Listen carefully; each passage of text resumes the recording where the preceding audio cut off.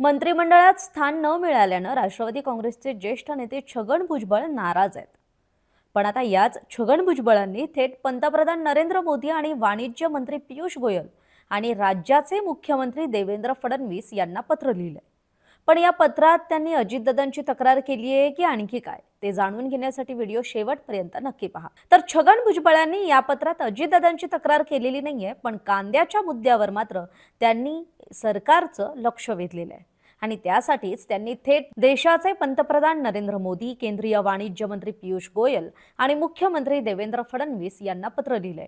विशेष म्हणजे हे पत्र त्यांनी माजी उपमुख्यमंत्री या नात्यानं लिहिलंय। आता या पत्रात त्यांनी काय म्हटलंय ते पाहूयात। देशातील एकूण उत्पादनाच्या 60% कांदा एकट्या महाराष्ट्रात पिकतो, तर राज्याच्या एकूण कांदा उत्पादनाच्या तुलनेत 60% कांद्याचं उत्पादन नाशिक जिल्ह्यात होतं। राज्यातील शेतकऱ्यांचं कांदा हे एकमेव नगदी आणि जिव्हाळ्याचं पीक आहे।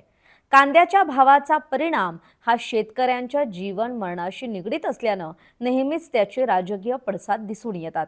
वेळोवेळी कांद्याच्या किमान निर्यात दरातील वाढीचा किंवा निर्यात बंदीचा जिल्ह्यातील कांदा निर्यातीवर विपरीत परिणाम झालाय।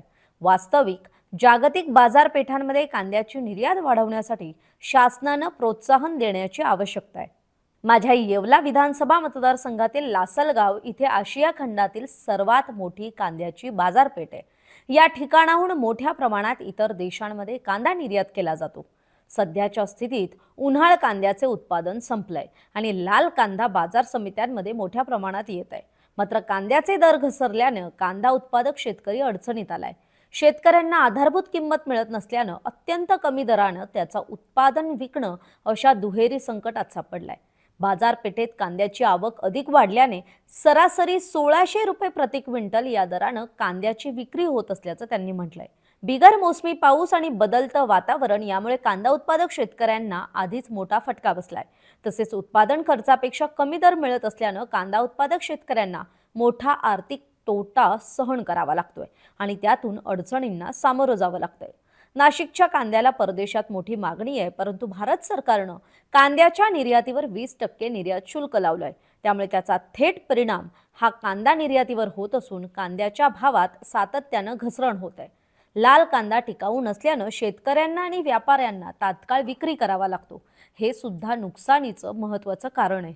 हे नुकसान टाळण्यासाठी राज्यातील शेतकऱ्यांच्या कांद्याला चांगला भाव मिळण्यासाठी राज्यात उत्पादित लाल कांद्याची परदेशात जास्तीत जास्त निर्यात होणं आवश्यक आहे।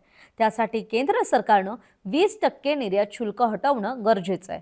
तसेच श्रीलंका सरकारनं कांद्यावरील आयात शुल्क 20% कमी करून अधिकाधिक कांदा आयातीचे प्रयत्न सुरू केलेत।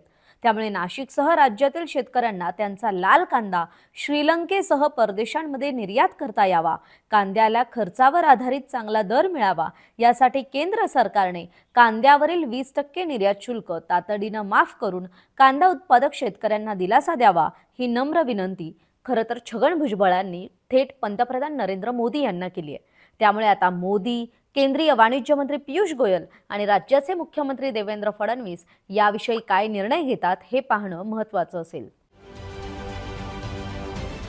महाराष्ट्रातील सर्व बातम्यांचे विश्वासार्ह व्यासपीठ,